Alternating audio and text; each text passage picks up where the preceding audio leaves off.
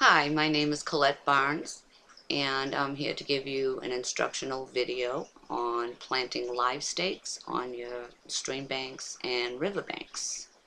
Now, if you are a landowner with water running through your property, then you should feel a moral obligation and responsibility to maintaining them.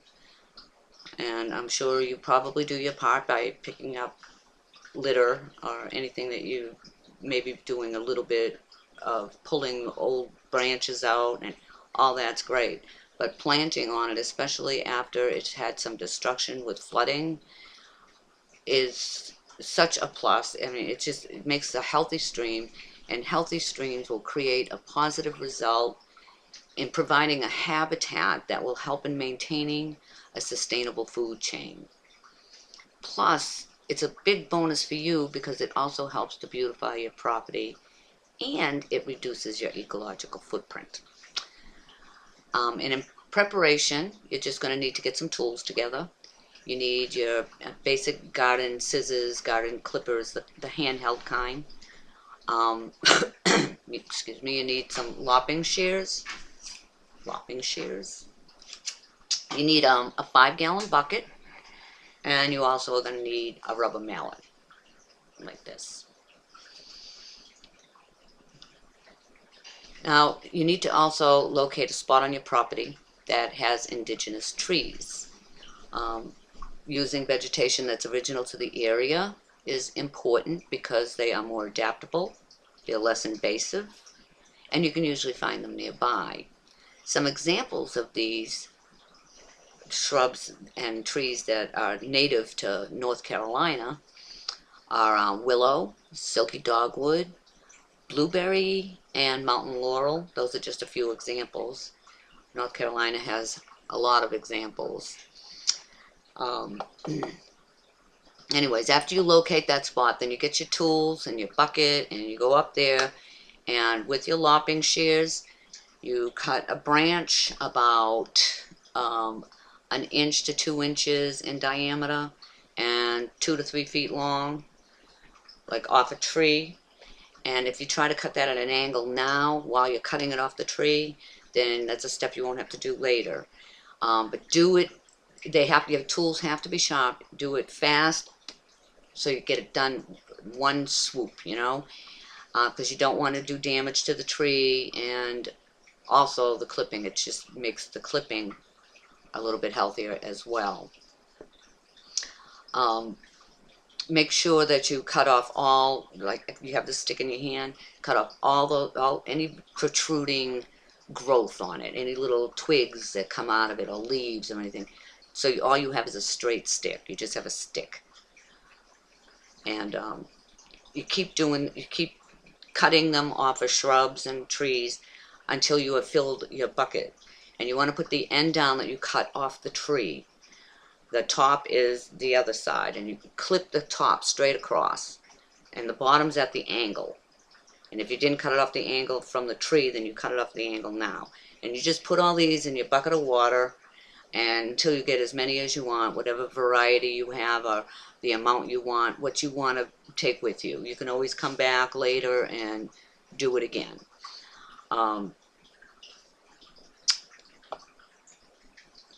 And the reason it's called a live stake is because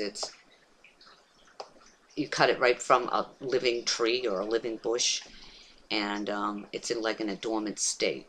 And that's one of the reasons why you have to like cut it fast and then just get it in the water right away.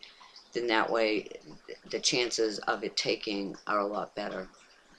And then the actual planting of them is relatively easy.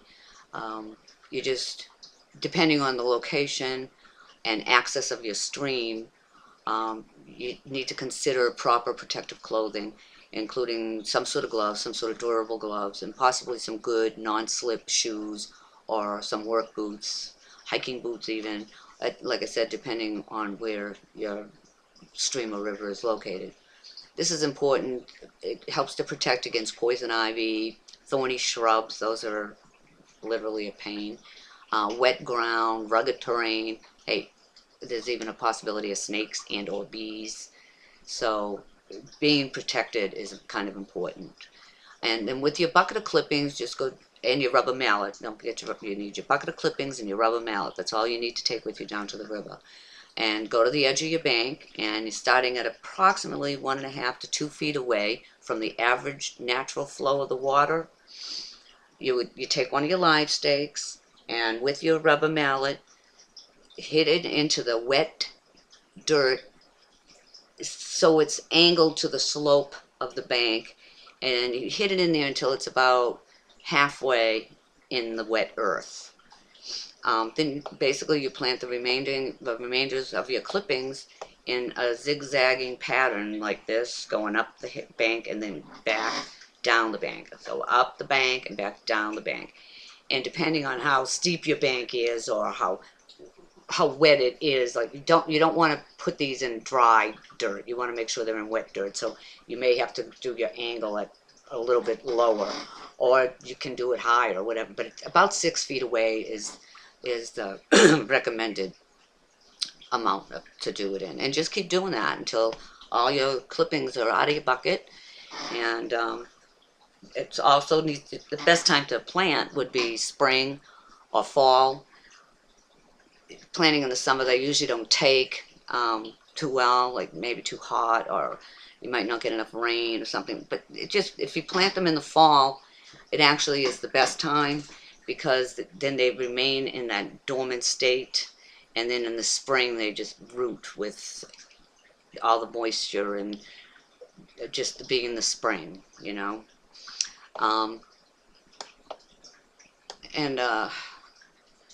The clippings, for them, they need to root, you know, like I said. So and the success rate really isn't that good. It's like 35%.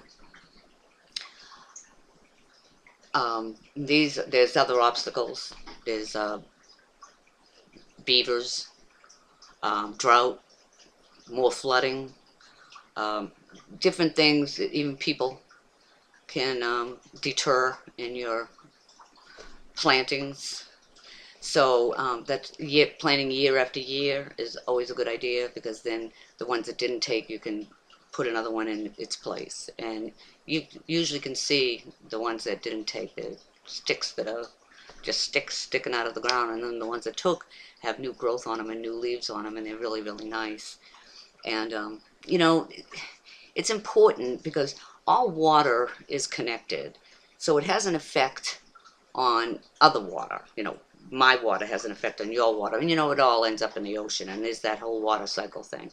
So it's important, and it may just be a small part that we're doing here, but if every landowner did this, it would make a huge difference in the preservation of good drinking water, plentiful wildlife, sustainable bird sanctuaries, edible fish, and you know, it will even have an effect on recreational activities, water activities.